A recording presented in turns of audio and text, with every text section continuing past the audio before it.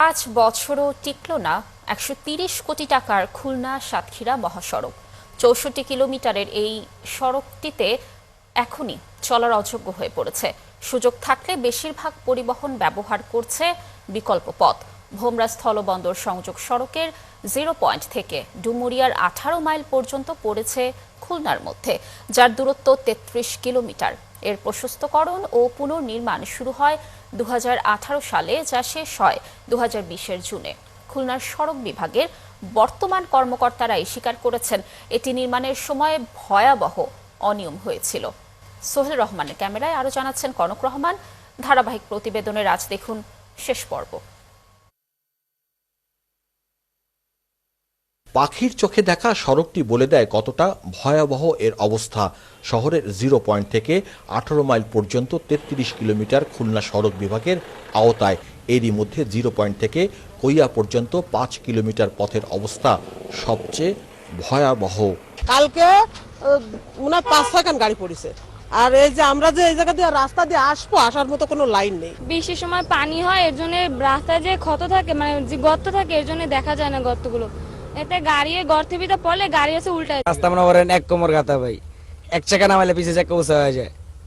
এগুলা মনে করেন পাবলিক দিয়ে ঢাকা মুকা দিয়ে পার করতে হয়। প্রতিদিন সকালে যাত্রী হয়, আসতে হয়, মানে একটা আর একটু বড় বাথরুমে জাম 3-4 ঘন্টা সময় লেগে যাবে। মাত্র 5 বছর আগে পুনর্নির্মাণ করা হয়েছিল মহাসড়কটি। প্রতি কিলোমিটার ব্যয় হয়েছিল প্রায় 4 কোটি টাকা। যানবাহন চলাচলের জন্য ইদানিং ছোটখাটো কিছু মেরামত করা হচ্ছে, কিন্তু এলাকার লোকজন বলছেন এতে দুর্ভোগ কমে না, বরং বাড়ে।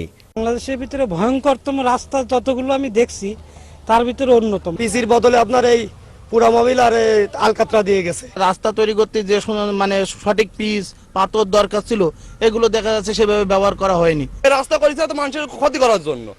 যদি সরকার চাতো যে ভালোভাবে রাস্তাটা করে লোকজন যদি কোনো অসুবিধা না চায়, তাহলে তো রাস্তাটা ভালো করে করতো। 130 কোটি টাকা ব্যয় যখন শুরু হয়, তখন সড়ক বিভাগের নির্বাহী প্রকৌশলীর দায়িত্বে ছিলেন তাপসী দাস।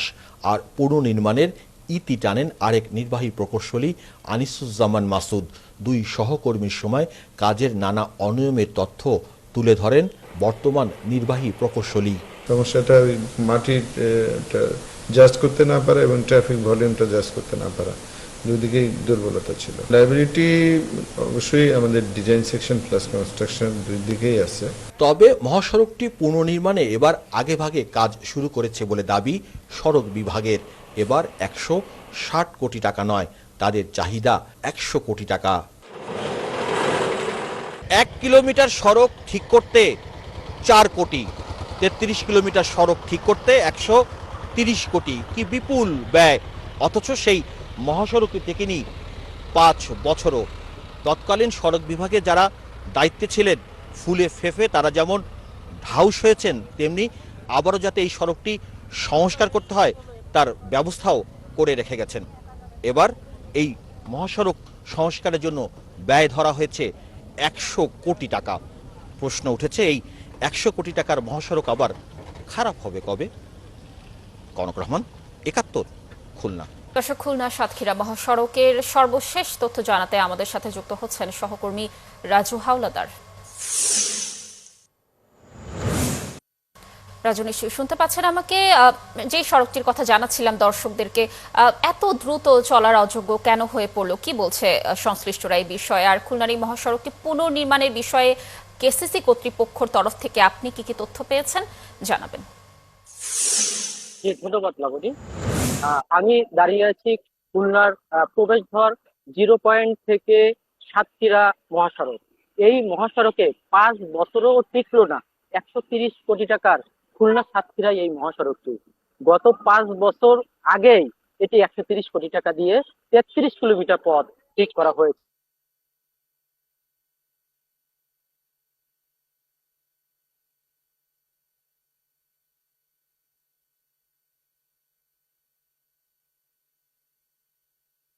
নতুন করে তারা ঠিক করার ওখানে দাঁড়িয়ে থাকতে হয় যানবাহনে লোকজনের ভোগান্তি। এই ভোগান্তি তৈরি করতে এই যানবাহনগুলো শুরু করেছে, যে তারা বলছে যে এই যানবাহনের কারণে তারা কিছুই করতে পারছে না। মাঝে মাঝে কিছু কিছু কাজ করে, কিন্তু তারা কাজের কোনো সুবিধাই পায় না স্থানীয় লোকজন। 2018 সালে কাজটি নির্মাণের কাজ শুরু করেন 130 কোটি টাকার, 2020 সালে শেষ করেন। এখন 2025 সাল, অতি দ্রুত এই কাজটি এমন পরিস্থিতি হয়েছে মানুষ যেতে পারে না। বৃষ্টির সময় কোনোভাবেই যাওয়া সম্ভব না এই রাস্তা দিয়ে, তারপরেও মানুষ বাধ্য হয়ে একটাই পথ, সেই পথ বেছে নিয়েছেন। আজ সকালেই আমরা দেখতে পেয়েছি এখানে ভোর 4টার সময় একটা গাড়ি নষ্ট হয়ে গেছে।